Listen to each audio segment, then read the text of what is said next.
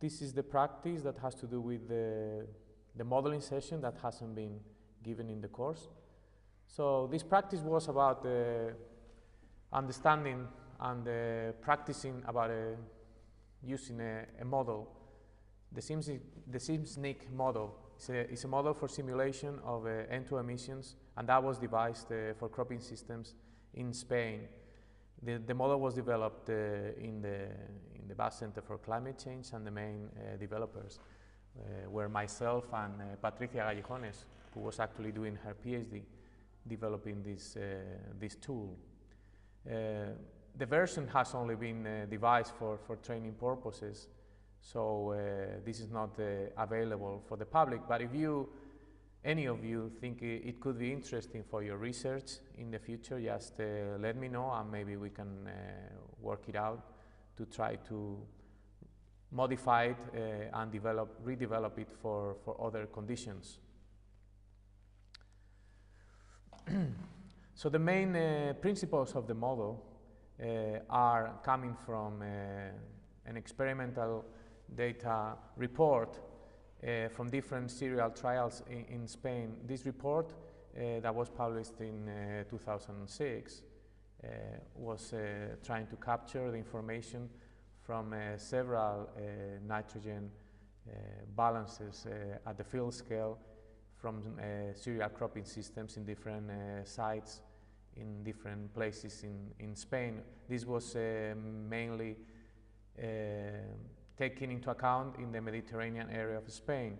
So using the modeling principles behind the existing models like the N-cycle or the N-cycle Ireland or the N-gauge, we redeveloped, used some of the basics that were used in these models that were developed for grassland systems.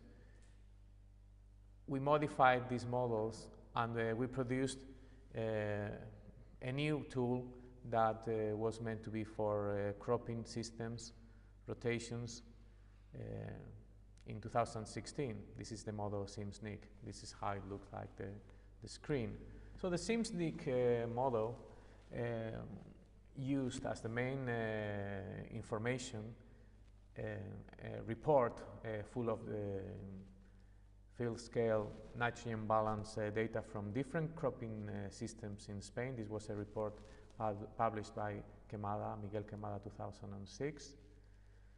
The main principles, modeling principles, were those from existing models that had been developed for grasslands, and this was the N-cycle models, those from David Schofield and collaborators in 1991, the N-cycle Ireland, or the N-gauge model, where we using some of these principles, and we were applying those principles to a new model that was taking into account monthly time step management conditions in cropping systems in Mediterranean areas. So this model was developed in 2016. There is a publication that is actually describing how the model was, what the principles were.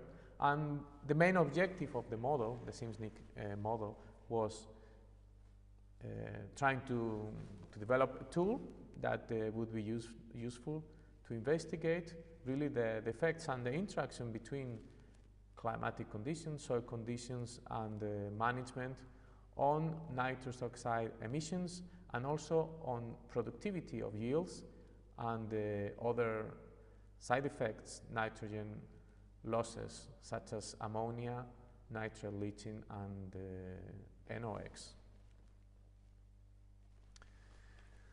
The model was meant to be simple, so we would not require a lot of inputs. So one of the other objectives we wanted to have is that by this simplicity in the inputs, we could be using this type of tool to really upscale emissions at the more of a regional level or or have a tool that could investigate strategic management options on general trends of N2O emissions. So some of the required inputs were monthly maximum, minimum temperature, and rainfall. It would require some information about the soil, very simple, like texture class in a very general way, root depth. We would need to know the management as an input of fertilization, mainly type, whether it's inorganic or organic. We would need to know the monthly rate, the application technique. This would be especially relevant for manures. And then we had to incorporate some inputs that had to do with management of the crop, like seeding, harvesting, crop residue management. We could have the potential use of some mitigation measures, like we could simulate nitrification inhibitors. So this was the inputs. And the outputs, as I mentioned before, this is a tool that we can simulate what are the effects of climate, soil, and management conditions on productivity, both at yield or straw level. We can calculate losses of greenhouse gases in terms of nitrous oxide, and we can separate the source from nitrification to denitrification, losses of ammonia from both synthetic fertilizer and organic fertilizers, losses of nitrogen leaching, and also we also have a small and very simple submodel on water, soil water balances. So it gives an idea of the total drainage in a year of this leachate. It also gives losses of NOx, nitric oxide, and losses as denitrification, which is not a pollutant, but is important for the nitrogen balance of the field. So these are the main components and processes that are contemplated in the model.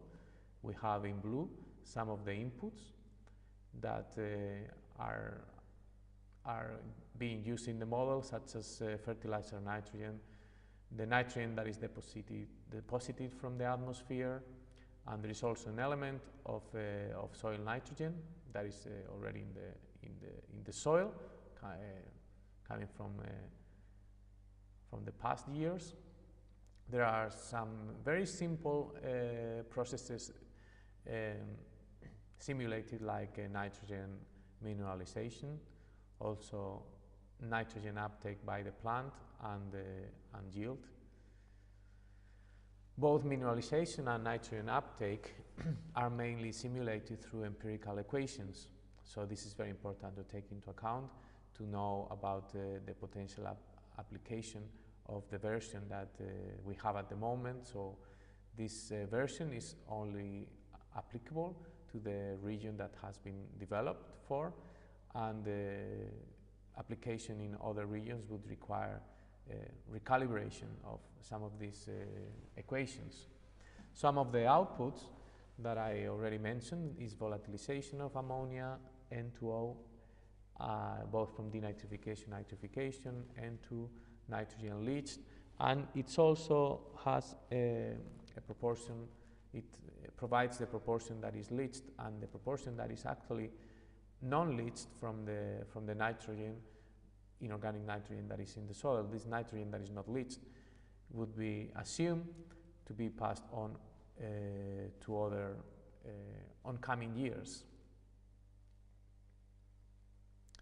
So some of the basic principles to simulate crop productivity, it comes from empirical equations, as I mentioned. So these are examples from the area we have been developing the model, which is an area in the Basque Country that can be defined as humid Mediterranean. So it's a Mediterranean area, but it may rain up to 500 millimeters, and that has an impact on, obviously, on the yields of rain-fed cropping, which actually yields are higher than other places that you can having the Mediterranean areas and that are much drier. So some of the equations built in the model are relating inorganic nitrogen flows with nitrogen uptake by the crop, and this equation is based on all of these measurements from the field scale experiment that I mentioned before, coming from Miguel Quemada 2006 report. Also, the way the model is considering the cumulative nitrogen uptake in the plant is dealing with the different stages of crop stages development. So there are all of these stages considered, and the model considers in relation to accumulated temperature, so GDD as I say here. So for each stage there is a proportion of the total cumulative nitrogen uptake that you would get at the end of the crop cycle.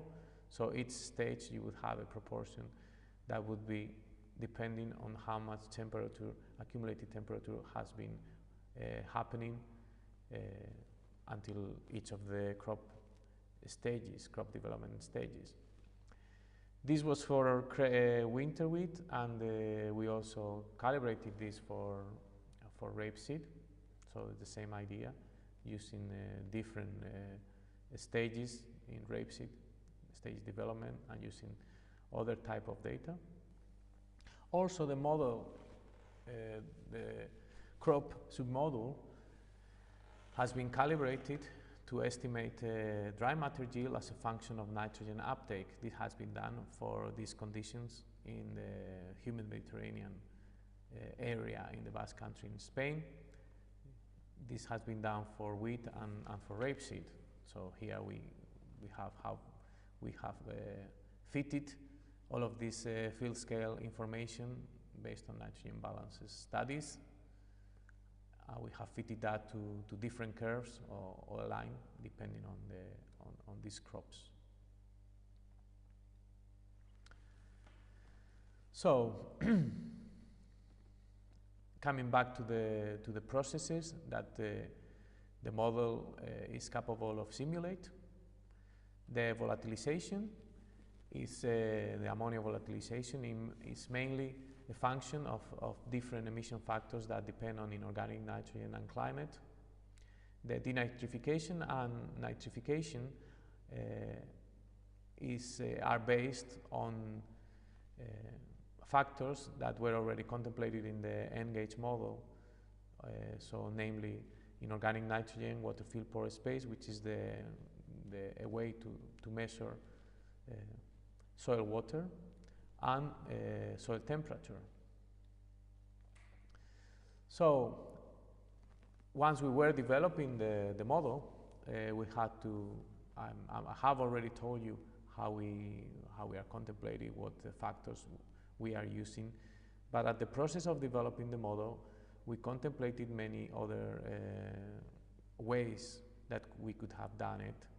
So we were thinking on the concept that this has been already mentioned in the course, how the N2O emission is produced by both nitrification or denitrification, and this diagram is actually showing this hole in the pipe conceptual model, and where it's showing how ammonium can be nitrified to nitrate, and from this nitrification process you have potential leaks in terms of N2O and NO emissions, and this has to do, this is happening by the nitrification process. So the size of these holes are very much depending on water field pore space, or soil moisture, soil temperature, and some other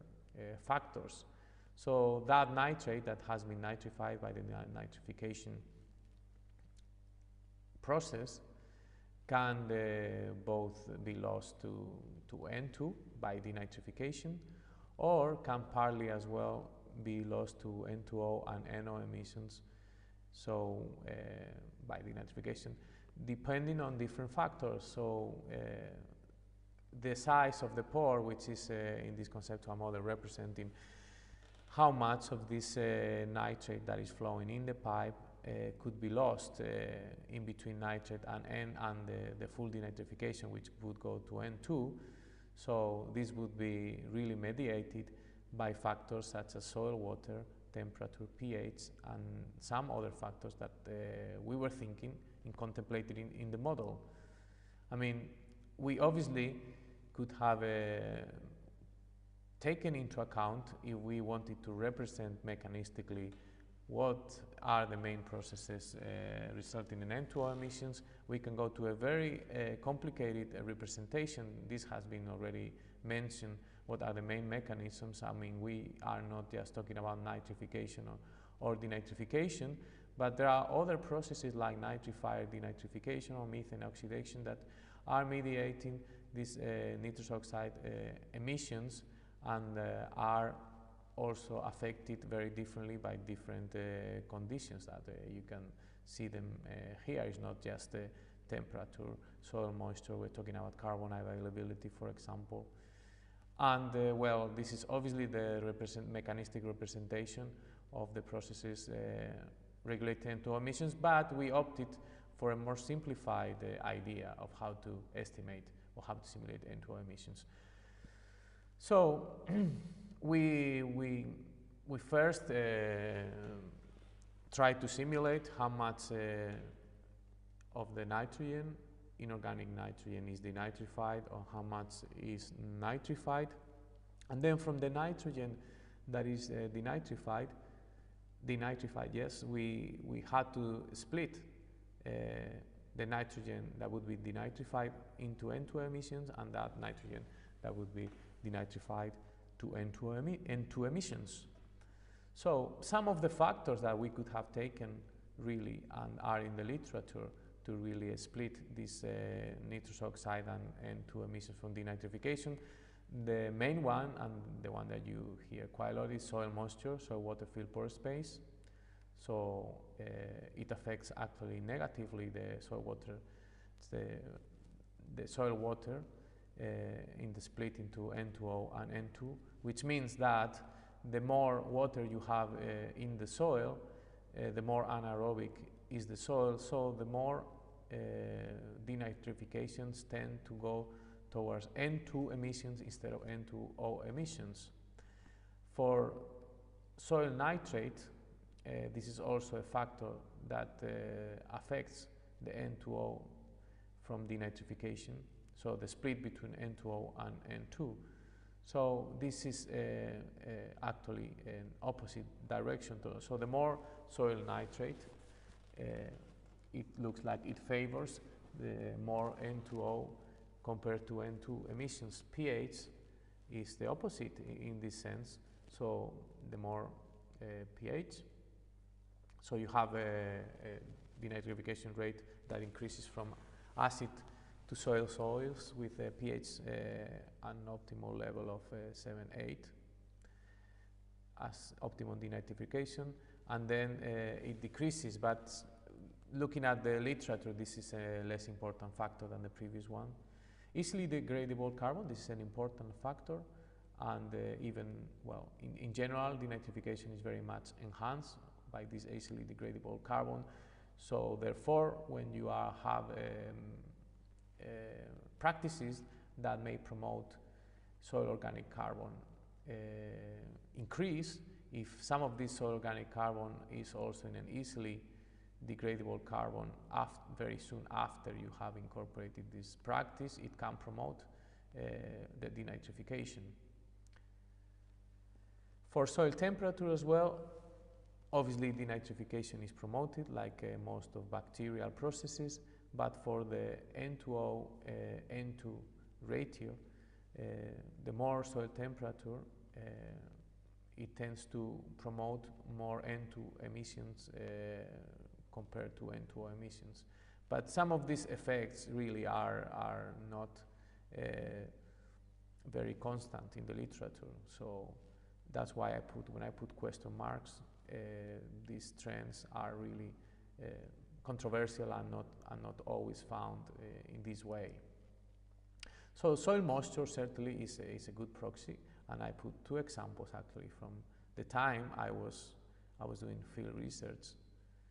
So like I mentioned before, as the soil moisture gets higher, so as the soil moisture, soil gets wetter, you have an increase in N2O emissions at to a certain point where the soil starts being all full of water, so what we say waterlogged. In these conditions, the soils, like I said before, start producing less N2O emissions and starts to denitrifying nitrogen to N2 emissions, which would be the full denitrification. So in very wet conditions, N2O is reduced in very, very wet in the waterlogged conditions, and N2 is the main gas then that is being emitted. This has been found in bare soils coming from grassland. It has been found in a commercial farm in different plots of forage maize. So the numbers are different, but the shape is very similar, providing this maximum at about 70 to 80% water fill per space. So in the SIMSNIC, like I said before, there is a calculation where the model is calculating all the nitrogen that is not being taken up by the plant. The inorganic nitrogen is assumed to be lost as either leachable N, so nitrate leaching, or denitrification. So some of this leachable N can be leached, or some other can be non-leached and will be staying in the soil, this nitrate, for the following year.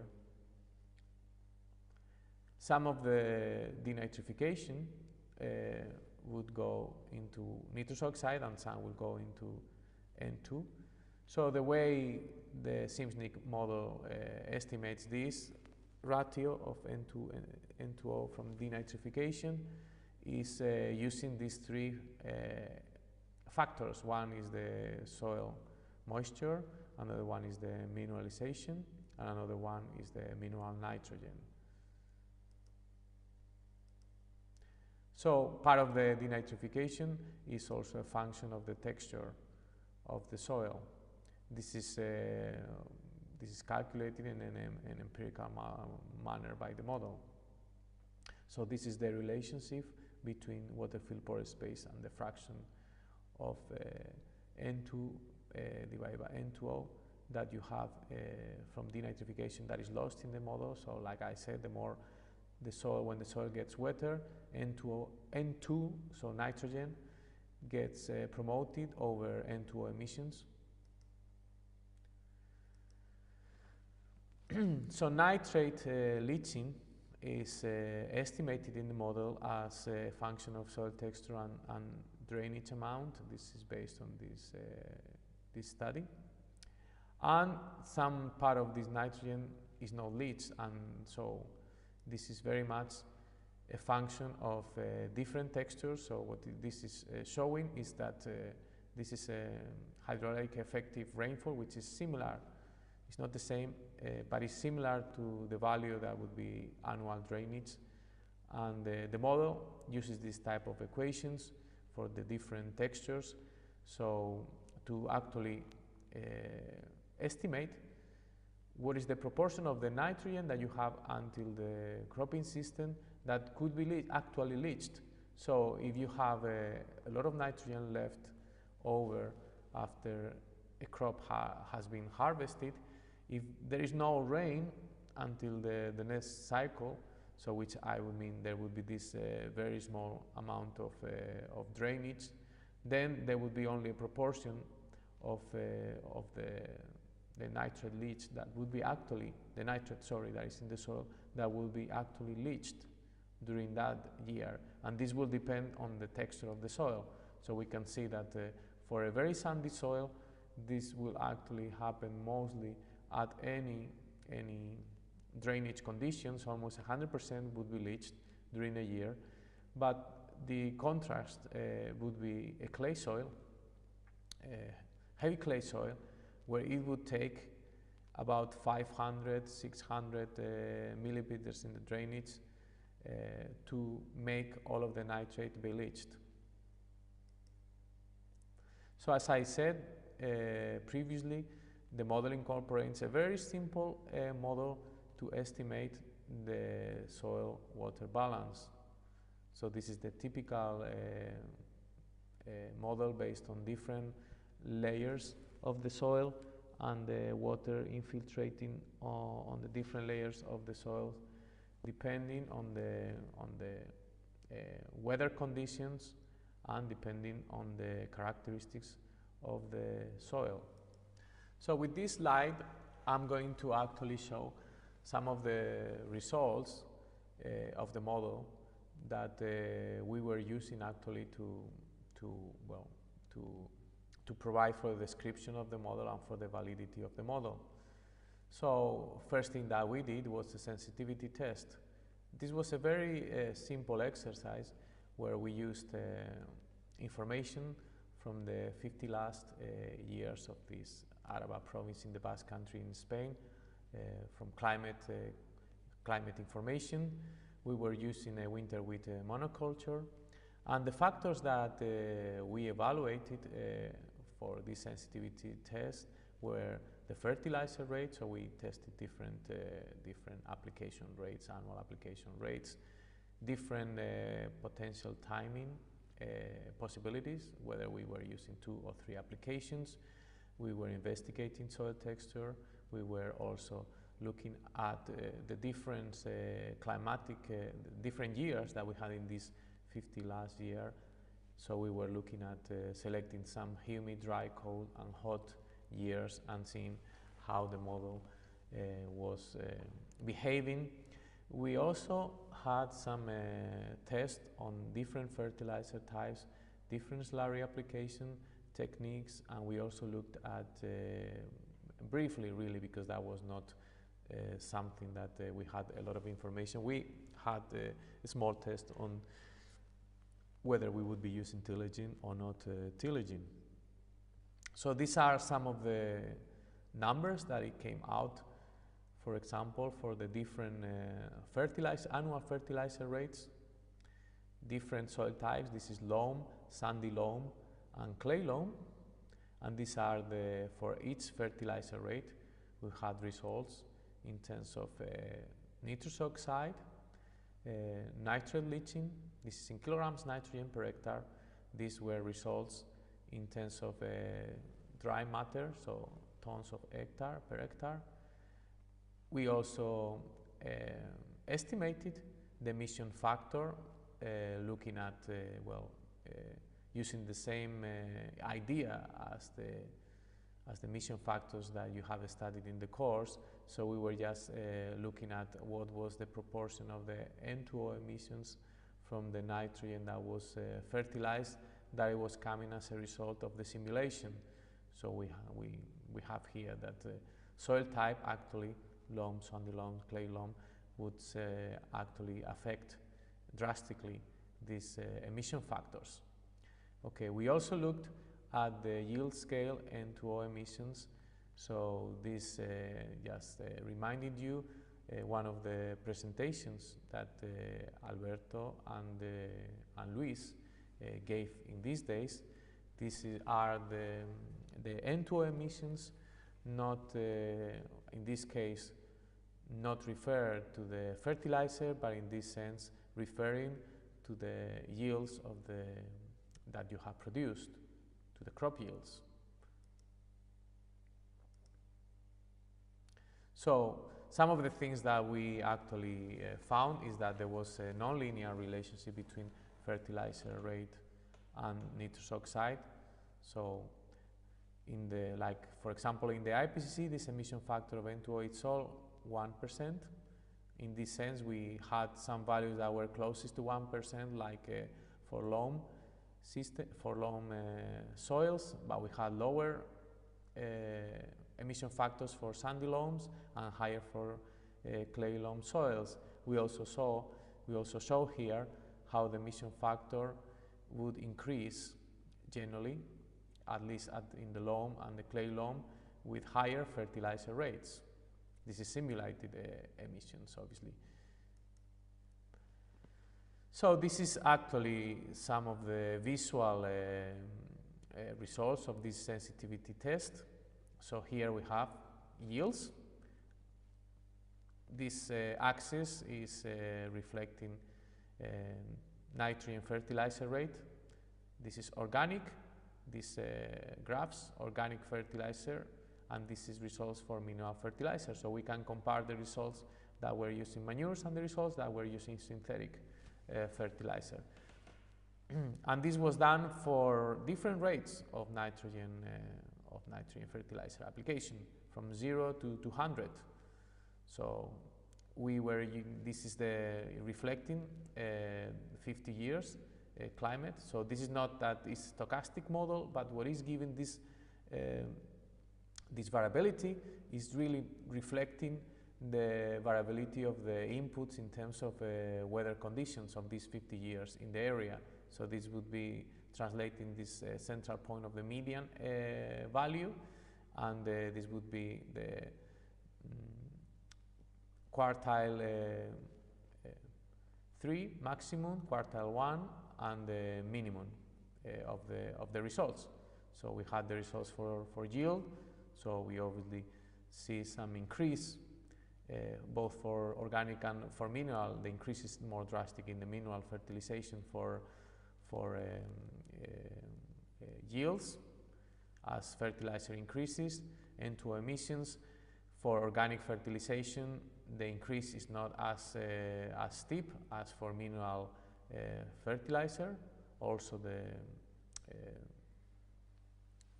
extremes are also larger in the mineral fertilization if we look at and compare it to the organic, and also the extremes, minimum and maximum, the ranges are greater when we are in higher fertilizer rates than non-fertilizer applications. For nitrate leaching as well, we see a similar trend. We have this more constant nitrate leaching in organic fertilization conditions. These all simulated results, obviously. And for mineral fertilization, we have more this type of exponential increase as the fertilization is increased. So this sensitivity test was actually done to really see qualitatively whether the model was behaving in a way that we were thinking it was making sense. So, this we can see like as a broad idea that is reflecting actually some of the potential effects that we thought fertilization and the different types of fertilization would have on the yields and also on the nitrogen losses. So this is a graph that we were having as an example of to look at the variability of the simulated emissions, both as N2O emissions and the nitrate leaching emissions. So basically this is showing the relative emissions, so in terms of percentage during the year from January to December, to really look if this was representing first the fertilizer application, which in this sense the fertilizer application was here as N2O emissions, so this was making sense that in this both March and April, that's when the application were being made, we were having more N2O emissions. Okay, so then we had some emissions, actually some with high variability in the autumn and beginning of winter.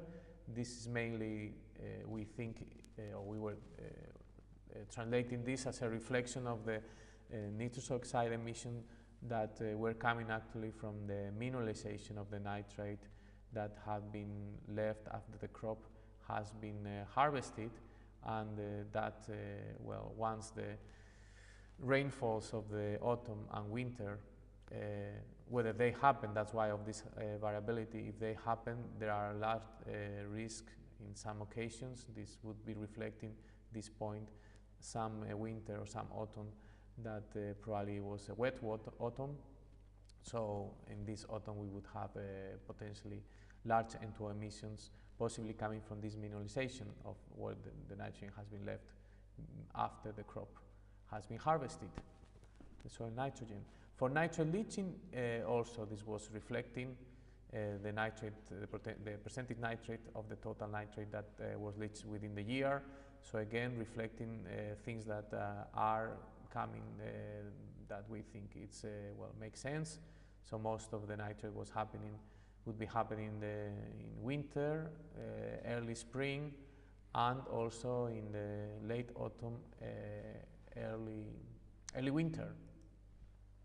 So we did a very simple validation. We didn't have a lot of data for nitrous oxide emissions from these wheat cropping systems in the area. So we use independent data. This is coming from this publication, again in this area of Araba, and from experiments that were using 140 kilograms nitrogen per hectare. So here we are actually plotting the simulated and the observed emissions. So we can see, I mean, first that the emissions were actually quite high in this experiment, and the second thing that we can see, obviously, is that in the situations that they were seeing high emissions, these measurements, the model was not capable to capture this very high emission, well, relatively speaking.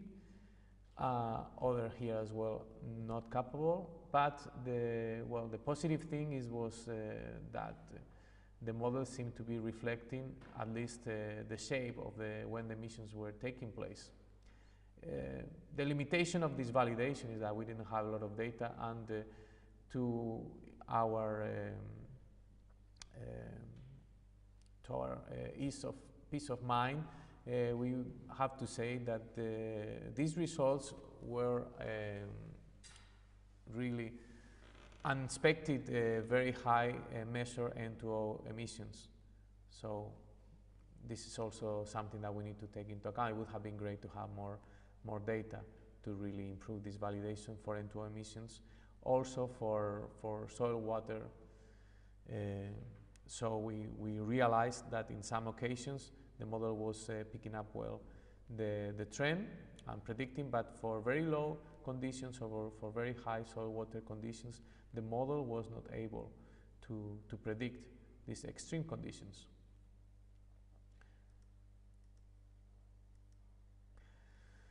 So what we decided was to test the model not just with emissions, as we didn't have much information, while we also tried to do that with yields, crop yields.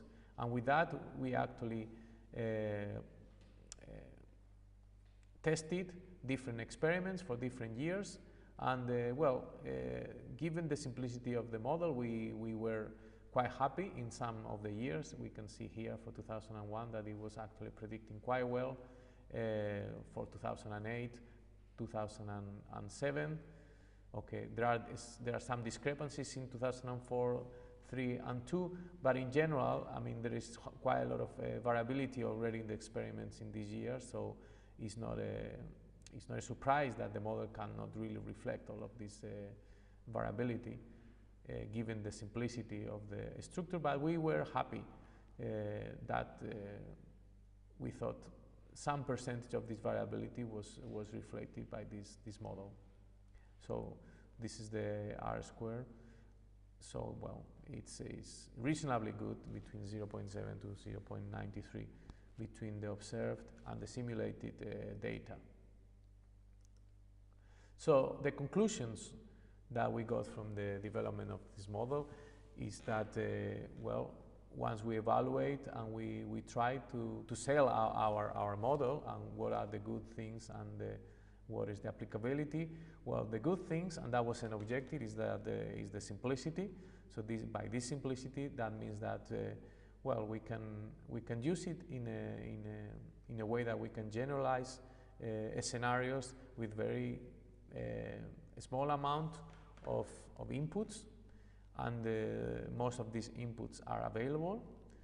The model is very easy to use, and we think it's very powerful as it allows the simulation of basic climatic soil management conditions, and we believe that it's an improvement to any tool that is only based on emission factor based approaches, which may have the limitation of not taking into account the weather condition or the soil condition. So they would be just mainly using an emission factor for fertilizer, for example, of 1%. So we think it's a better way to do it than an emission factor. So it's a potential alternative way to do studies for generalization for strategic studies. There are some cons for the model, some limitation. We've seen that the soil water submodel had a lot of challenges to reflect extreme conditions, both very high rainfall situations or very low, very dry years. It's obviously too simple for taking into account very fine resolution hypotheses. So, for example, this is just an example. I mean, this has been already shown in some occasions in the literature. The amount of water that the soil has is not just the main factor about water and N2O emissions. For example, we have that if we have storms after a dry period, so what is called in these dry and rewatering situations, there might be an unexpected high flux of N2O emissions. When we are talking at this very fine resolution, temporal, and also spatially, the model is not capable to capture this, and what you would need is a much more complex mathematical model, which would also have the trade-off, the side effect of you would need to have a lot of inputs and you would need to have a lot of calibration. So it would be applicable once you have a lot of data on a specific field. So it would be useful for that field and for those very limited conditions. So again, another of the limitation, as well as the water, it was the dry matter yield prediction under extreme condition. This was certainly perceived that should be improved. So with this, I finished the description of the model that we are going to make some exercises. This model was developed until in the context of the PhD by Patricia Gallejones, and also developed by in the context of different national and Basque government grants. I leave here the three main publications that came out from the model. One is the first one, is the description in the mitigation adaptation strategies for global change in 2016.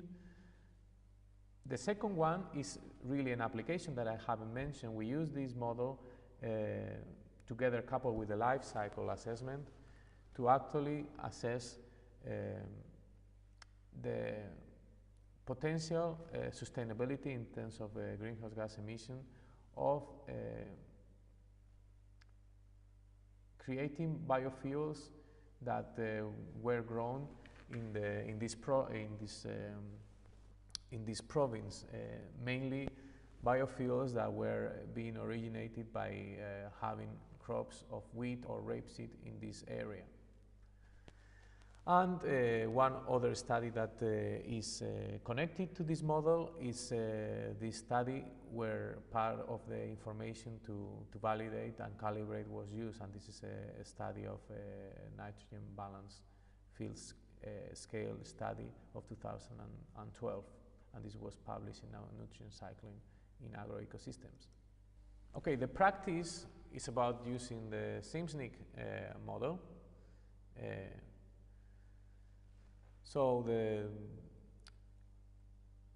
We had an executable file that was project monthly arable. So if you had the practice here, I would have asked you to run this executable file. So I'm going to show it for you. So first, I'm going to show you which are the main. I'm going to show it with these screens, and then I will try to use the software itself. So the practice, I had prepared different exercises, and I didn't want to complicate too much the situations, the crop practices. So I wanted you to show you how a model like this, which I actually think is interesting, to see really in a simple way how different management can have an effect on the nitrogen losses and the yields. Okay, so I didn't want to complicate too much, as I said, so I was thinking of selecting for all the practice the same monoculture. So you have to define here, you have different choices, and I chose to use wheat. So the model simulates 3 years, 3 cropping years, consecutive years. So you have to define crop 1, crop 2, and crop 3. So in this sense, we would be using wheat for the first year, wheat for the second year, and wheat for the third year. Then I was asking you to choose the type of fertilizer for the 3 crop years. So I was asking you to choose ammonium nitrate. You had other different type of fertilizers, mineral fertilizers to choose. These were for all the years. So we have that fertilization for the first year, and for the third year we were considering that it would be the same one, and fertilization 2 it would be considered for the second year. So I was asking you to click on fertilization for the first cropping year, and well, instead of allowing you to introduce fertilizer rates in different months of that year, I was asking you to select the mode where you could have a distribution by default. So yes, distribution by default, and then entering an annual amount of 150. By entering this amount, the program already had built in the possibility that if you do it by default, everything is going to go to February and April for wheat in this proportion. So it would be about 100 if we are using 150, 100 for April and 50 for February. The same idea was for the second year, second crop year. So we're selecting 150 fertilization, annual fertilization, and the distribution of the fertilization by default. In this sense, there are certain rules that are linked to the weather conditions that applied in the model that will have an impact on the decision of the model, that if you go by default, it would maybe decide, instead of putting some of the fertilizer in February, it would choose March. So that's why this changes. So because it's changing, it's actually taking into account the weather conditions for that year, and having then a potential fertilization on a different months. So in the model, we have the possibility to select for different years climate, weather conditions. So at the moment, and for this practice, we had the possibility to select from 1959 to 2008. So for the practice, I was telling you to select 1990. This would be calling the files that are in the background that are defining the monthly weather data of in these different years, so mainly temperature, maximum, minimum, rainfall of this area that we wanted to study. If we wanted to study another different area, then you would have to build different files for the weather conditions, but it would be the same idea. Also, selecting the management, manejo window, we would have where the seeding, the planting would take place. So we were choosing November for the 3 years, and we were choosing the date for harvesting. The model only asks for the month, so we were choosing August. For the soil type texture, we were using as the baseline of the exercises loam soil. And I just wanted to show you from the previous, this would be the main screen of the model, where you have the inputs in these windows that I have been telling you how to enter them. And every time actually, that you change the inputs, the model will be already providing some outputs, and the model will be graphing these outputs. I will show you in the software how this goes. So opening the file in the folder called Arable VS2. Let's see if the model works.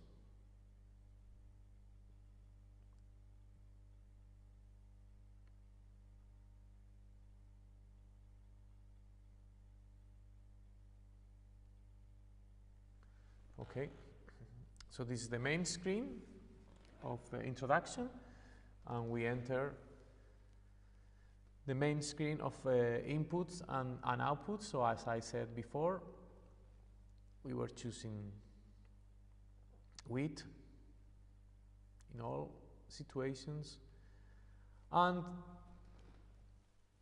the main thing that I wanted to show you at this stage is how to read the results. So after you have entered all of these inputs that I was mentioning before, so inorganic fertilization,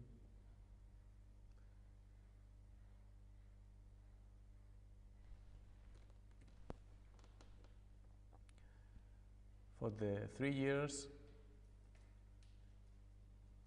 management, something that I already had entered, type of soil, loam, I was saying, and the year I was telling you to use 1990.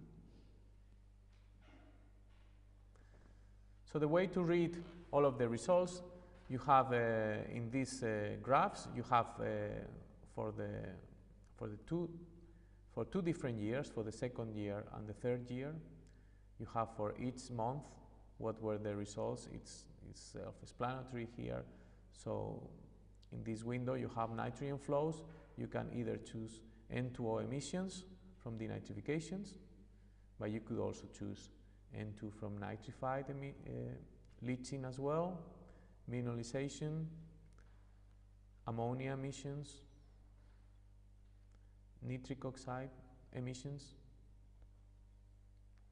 You could also see for every month crop flows. So at this stage you have crop nitrogen offtake, both for the second and the third year. So you can have total plant nitrogen uptake, nitrogen in the straw. This is all kilograms of nitrogen per hectare, nitrogen in the roots, dry matter in straw, dry matter in the roots. You can see the conditions that you were running in terms of temperature, in terms of rainfall, in terms of drainage that you would have every month, potential evapotranspiration, and water field pore space. So in terms of annual, so if we also wanted to know the annual flows, so the results, you would have the total N2O as nitrogen results in kilograms nitrogen per hectare per year. So you would have for the second and for the third year. In this case was 1.5 kilograms nitrogen per hectare. In terms of denitrification and nitrification, nitrogen gas, NOx, nitrate, ammonia. You would have as well an assessment of how much nitrate on an annual basis was being uptaken, both second and third year, and how much was the crop production in terms of yield for second and third year, for both yield and for both the fraction that has to do with the straw.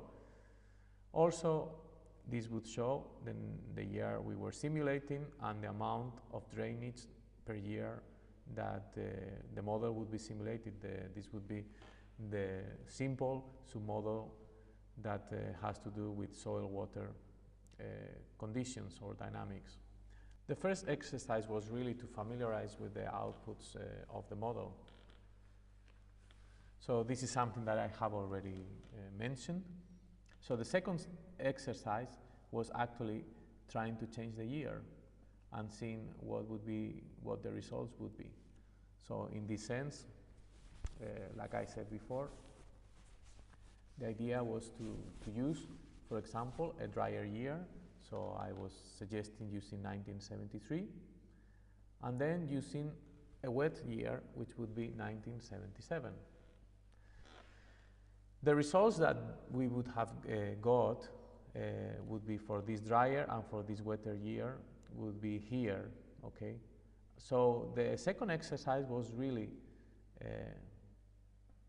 looking at comparing results from 1990, that was the first example, and we were taking that as a baseline situation, and we wanted to analyze what would be the results by the model in drier and wetter years. And I was asking to discuss what the results for nitrous oxide, nitrate leaching, and grain yields would be.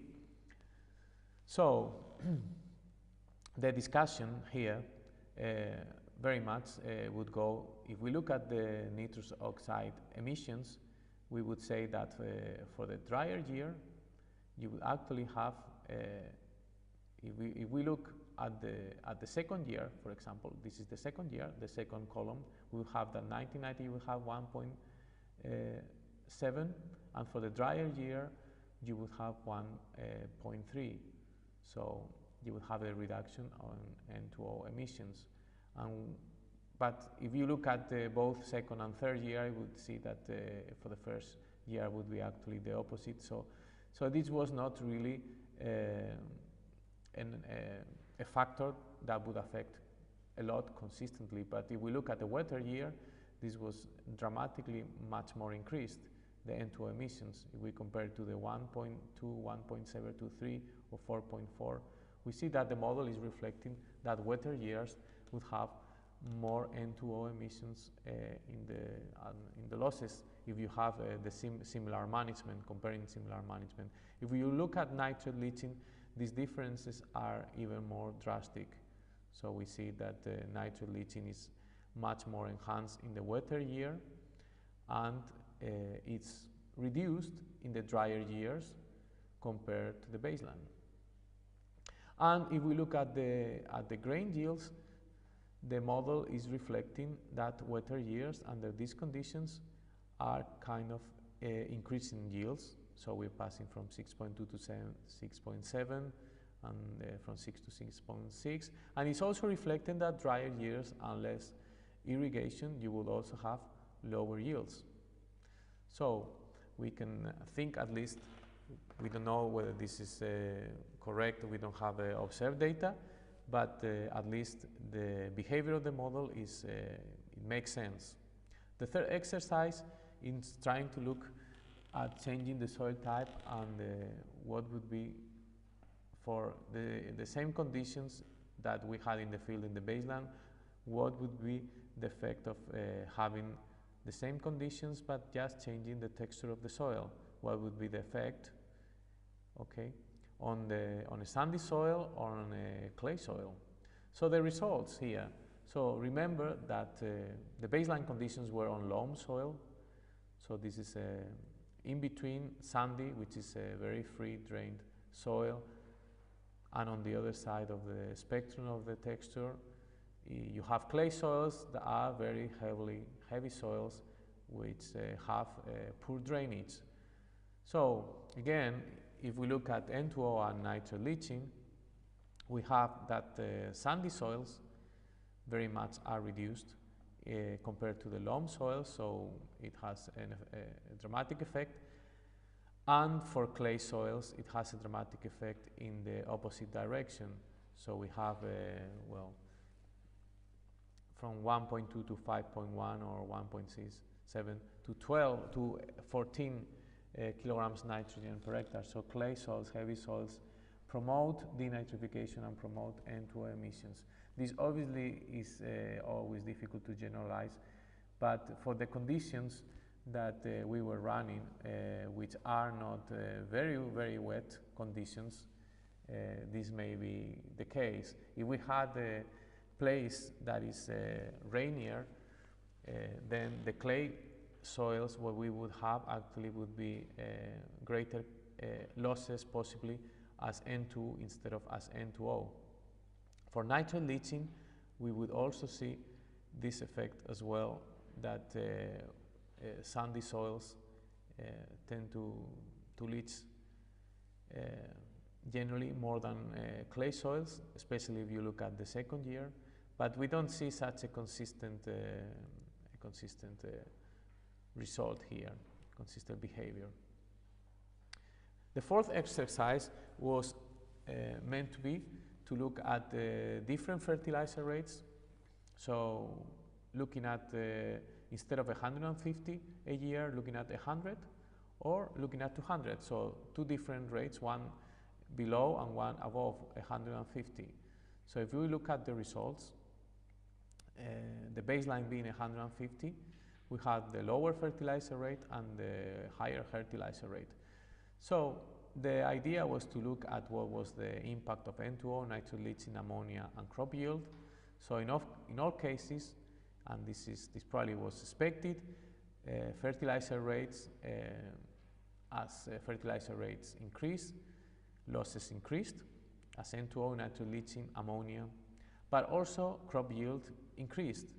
This is because we are still in fertilizer rates that are sensible in this area. In dry areas, these fertilizer rates would be very high, and then the crop yields probably would have not increased with the increase in fertilizer rates. So one other part of the exercise was trying to calculate the emission factor for the different fertilizer rates. So this emission factor was supposed to be calculated in a very simple manner, and I was asking you to make the division between kilograms of N2O per hectare emitted, simulated, divided, which is here for the three different situations, divided by the fertilizer rate, in this case 150, 100 or 200. This is the annual rates. So these are the results really of, I was asking to look at nitrate leaching and N2O emissions. Okay, so these are the nitrate leaching in these three situations of fertilizer rates, and these are the N2O emissions. And the same, I was asking for crop yields and ammonia. So we can see that the increase in losses, both nitrate, N2O, and ammonia, the rate of increase is much higher as fertilizer rate increases than the rate of crop that the crop is enhanced, the crop yield. So therefore, I was asking this emission factor. Again, this is supporting some of the information that I already mentioned from the development of the model and the description. as the fertilizer rate increases, the emission factor, simulated emission factor as kilograms nitrogen of N2O emitted per kilogram fertilizer applied was increasing the rate. So if we think that the IPCC current guidelines is based like a general emission factor is 1%, it's very similar in this model when we have a loam soil and for 100 kilograms nitrogen per hectare for this particular year. But once we increase fertilizer rate, this emission factor increases, so it's non-linear, the emission factor in the model. The fifth exercise was trying to investigate, trying to study, trying to look at what would happen if we replaced mineral fertilizer, the same amount of nitrogen, by slurry. So trying to replace the mineral fertilizer by slurry using the same nitrogen quantity per hectare. By that, I asked you to enter 25 tons of hectare of slurry, that was cow slurry, entering these amounts in March and April and replacing mineral fertilizer. So that would mean that we would have to reduce mineral fertilizer to zero in this situation. So the assumption was that this slurry would have, each ton of this slurry would contain 3 kilograms of nitrogen. So if we wanted to have the same amount of nitrogen per hectare, so if 1 ton was 3 kilograms of nitrogen, that's why I was applying 50 tons of per hectare of slurry, which would, 50 split in 2 times in the year. So 50 multiplied by 3 kilograms would actually equate 150 kilograms of nitrogen per hectare. So these are the results for mineral and slurry. So by using the same amount of nitrogen fertilization, we had that the slurry application, we have the N2O emissions were lower, much lower for the 2 years, and also for other losses. So if we were asking in this exercise to calculate the emission factor, in this case for the 3rd year, so this is this column, the last column, using this dividing kilograms of N2O per hectare by the fertilizer rate per hectare in a year, and discuss what happened about N2O, nitrogen, leaching, ammonia, and grain yield. Also, we asked to calculate yield scale emission factors, so actually calculating the kilograms of N2O that were emitting as a function of the nitrogen that was uptaken by the plant. So that was a relative way to see the N2O emitted by nitrogen produced by the plant. So we had that the results were showing a very different emission factor of N2O for mineral and slurry, much higher for mineral than for slurry. Again, repeat, these are for these conditions under this year. So this was loam, soil, and this 1990 year. For other years and other soils, we would have a different emission factor. And we would have the yield scale emission factor, so we would have a lower difference. Still, mineral fertilizer would provide a greater emission factor, but the difference would be lower, would be smaller compared to that emission factor based on fertilizer. The explanation is that mineral fertilizer would have greater emissions, but would be also producing about 10–20% more plant yield than that field that was fertilized with slurry. So eventually, the emission factor that that took into account the plant production, the yield scale emission factor, would be, the differences would be smaller. Still, mineral was greater. 6th exercise, I was trying to illustrate how the model can be used to simulate different application methods of slurry. So I was trying to simulate injecting slurry. And these are the results, comparing slurry applied by broadcast with slurry injected. So I was asking to discuss N2O, nitrate leaching, ammonia, and grain yield. So obviously ammonia emissions were greatly reduced by injection, but that had a trade-off, a small trade-off in this case, which was greater emissions of slurry injected as N2O emissions. Grain yields would be higher by this injection of slurry, and nitrate leaching would be actually greater in the injection. So there would be a trade-off, what is called also pollution swapping. So it would have an effect of reducing ammonia emissions by this injection, positive effect as well as increasing grain yield, but a negative effect of both N2O and nitrate leaching. In the case of nitrate leaching, this negative effect of for this particular situation of injecting slurry was really very, very drastic, the increase. The eighth exercise was trying to use a different synthetic fertilizer, so using urea instead of ammonium nitrate. And the results actually for N2O were similar. Urea would be producing lower emissions of, slightly lower emissions of N2O. In terms of nitrate leaching, would have slightly lower as well. But in terms of ammonia emissions, this difference was really drastic in terms of urea. So as contrast, would be producing much more ammonia than those fertilized by ammonium nitrate. So again, was producing a pollution swapping effect. So in one way, it was using urea would decrease N2O and nitrate leaching slightly, but would increase quite a lot high ammonia emissions. And the grain yield would be very similar. There was some differences, but very small differences. Ninth exercise was about the use of nitrification inhibitors. So we opted to use the same amount of fertilizer, mineral fertilizer, using DCD. So in this sense, in the default model of this inhibitor, and this in the model, it's reflected the potential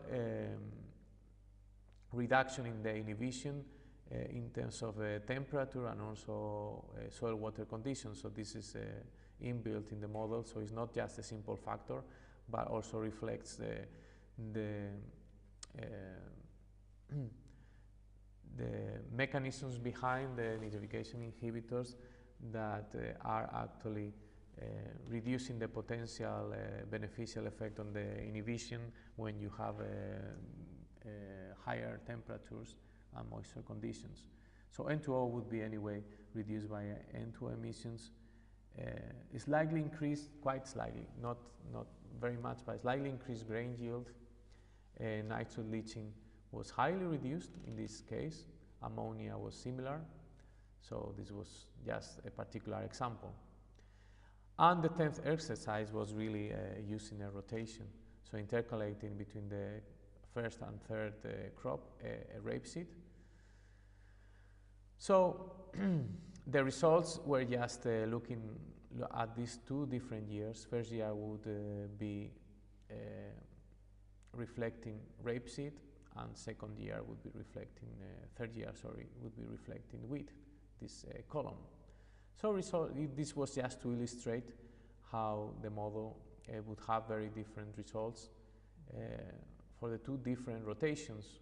So this would be 3 years of wheat. So first you would have more similar, obviously, years between these rotations, and also, well, between the years that you have a rapeseed. Rapeseed was producing more N2O, more losses as nitrate as well, and also lower yields, but obviously like the LCA assessment class, obviously a ton of rapeseed is really not reflecting the same service as a ton of wheat. So that doesn't mean anything, so it's just as a matter of nitrogen flows. And with this, I finalize the exercises of using this model. I have to remind you that the model is not available publicly, but if you are interested in using the model in a particular situation for a specific region, we could really investigate the possibility to modify the model with you. Together with you, we'll have data that can support this. We can try to use this model for your conditions. And with that, that's the end of the practice. Thank you.